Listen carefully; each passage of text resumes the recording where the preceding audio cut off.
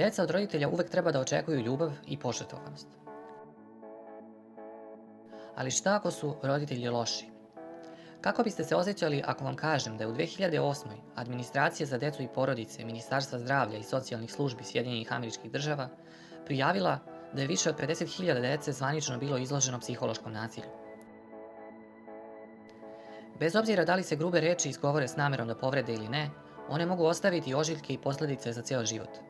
Teške reči mogu doći i od najvoljenijih, kao što su naši roditelji, a psihološki i emocionalni bol može biti poguban po mnoge, a pogotovo po decu.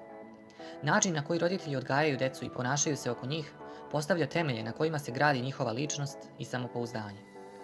Pa kako da znate da li su roditelji ili staratelji loši? Sledi 8 stvari koje loši roditelji govore, a koje mogu uticati na život deteta. 1. Uvredljive reči na račun njihovog izgleda. Ružan si, debeo si, prenizak si, žgoljav si, ružna ti je frizura. Omalovažavati dete na osnovu izgleda će stvoriti deci nesigurnosti u sopstveni izgled i sliku o sebi. Ovo može dovesti do ozbiljnih psiholoških posljedica, pa čak i do poremećaja ishrane. Roditelji treba da nauče decu kako da zavole sebe bez obzira na svoj spoljašnji izgled. 2. Osuđivanje dečijih postupaka. Poput, zašto se ponašaš tako čudno? Zašto hodaš tako? Zašto žvaćeš tako? Zašto govoriš na taj način? Deca teže da veruju u sve što roditelji kažu, pa sarkastična pitanja i opaske poput ovih mogu natjerati dete da pomisli da nešto sa njim nije u redu. Ovo otežava detetu da se ponaša prirodno u društvu drugih, čak i u odrasloj dobi. Tako dete može biti u konstantnoj nelagodi i strahu da će ga drugi ismejati ili primetiti nedostatke koje su mu roditelji usadili. 3. Sebične želje. Želeo bih da se nikad nisi rodio. Žao mi je što smo te dobili. Kamo sreće da si ispao drugačiji. Roditelji nikada ne treba da kažu nešto tako detetu. To će ih nagnati da pomisle da ne treba da budu na ovom svetu i da ne zaslužuju da žive. Koliko su opasne ovakve izjave za dete, podjednako važi i za ljude uopšte. Tako se podriva osjećaj vrednosti, što može posledovati samopovređivanjem ili ranom depresijom. Nasuprot toga, roditelji treba da učine decu voljenom i poštovanom. 4. Smatrati dete teretom ili obavezom. Pogledaj koliko me koštaš novca. Preteško ti je udovoljiti. Brinuti se o tebi je tako iscrpljujuće.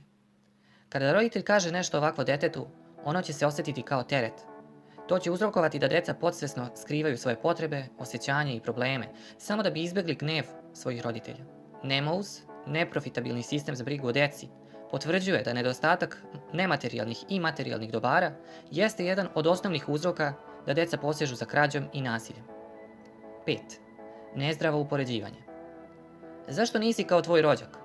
Zašto nisi kao sva druga deca? Druga deca su bolja od tebe. Ovo će temeljno umanjiti samopouzdanje deteta i uvrežiti mu shvatanje da nikada neće biti dovoljno dobro ma koliko se trudilo.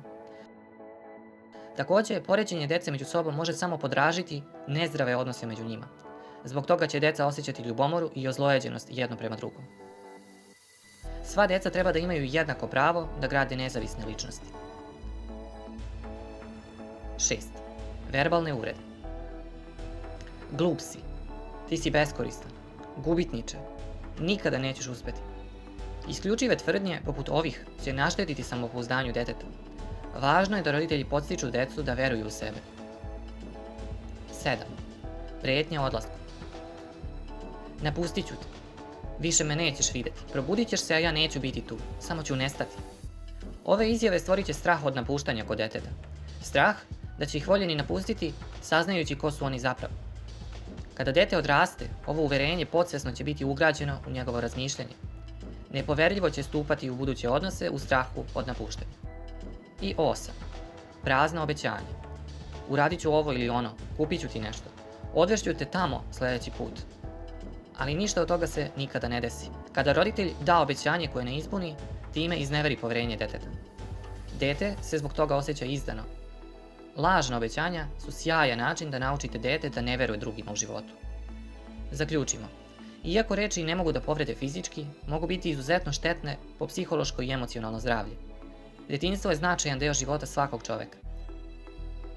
Detinjstvo oblikuje našu ličnost, ponašanja i uverenja. Da li ste vi iskusili bilo koju formu psihološkog nasilja? Kako se osjećate povodom toga? Da li poznajete nekoga ko je imao ovakvo iskustvo? a da mu može koristiti da pogleda ovaj video. Razmotrite deljenje ovog videa da biste skrenuli pažnju roditeljima i budućim roditeljima da budu obazriviji u svom odnosu sa decom. Zaželite subscribe za više ovakvog sadržaja. Hvala na gledanju.